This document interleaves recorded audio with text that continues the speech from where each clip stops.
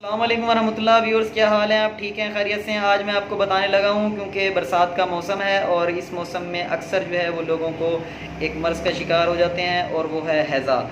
हैज़ा जो है वो इंतहाई ख़तरनाक मर्ज़ है। अगर इसका बर वक्त इलाज ना किया जाए तो इंसानी ज़िंदगी भी जो है वो जा सकती है।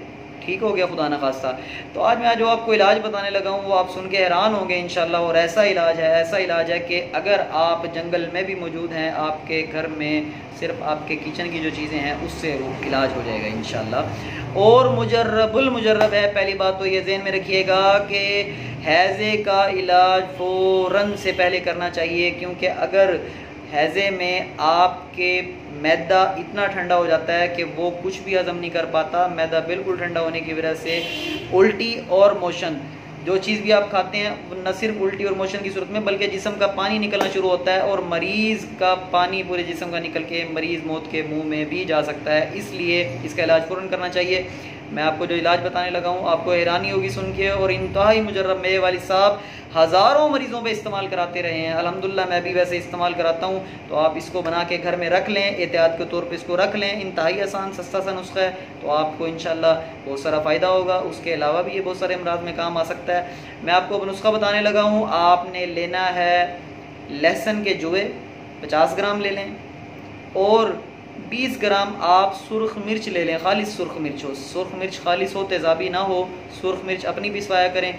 20 ग्राम सुर्ख मिर्च और 50 ग्राम लहसुन। वो लहसुन जो है उसको आपके अंदर घरों में जो है वो कूटने के लिए कुंडियाँ होती हैं, उसी के अंदर वो लहसुन डालें और उसके अंदर 20 ग्राम जो है वो आप जो है वो डाल लें, सुर्ख मिर्च डाल लें। वो सुर्ख मिर्च उसके अंदर अच्छी तरह पिसी हुई जो है वो कूट लें। कूटने के बाद उसकी तकरीबन आप ये जो जितनी चने होते हैं, चने की दाल जितनी आप जो है वो गोलियां बना लें। और हैज़े के मरीज़ को हर 1 घंटे के बाद एक गोली जो है वो आप इस्तेमाल कराएं। इंशाल्लाह पहली गोली देने से ही उसके मैदे की हरारत बहाल होना शुरू हो जाएगी और मरीज़ जो है वो मौत के मुँह में जाने से बच जाएगा। उसके बाद आप जो है वो उसको, पहली बात तो ये 99% इंशाल्लाह हैज़ा कवर हो जाएगा, ज़रूरत नहीं पड़ेगी। लेकिन अगर आप फिर भी उसको लेके जाना चाहते हैं, उसके बाद मरीज़ की कंडीशन आपकी स्टेबल हो जाएगी, उतनी देर तक आप किसी अस्पताल तक पहुंच सकते हैं। लेकिन उम्मीद ये ज़हन में रखिएगा कि ये इस गोली के बाद अल्हम्दुलिल्लाह ज़रूरत नहीं रहती 99%। ठीक है, तो इंशाल्लाह आप इसको बनाएंगे तो इसके फ़ायदे जो है वो आपको बेशुमार हासिल होंगे।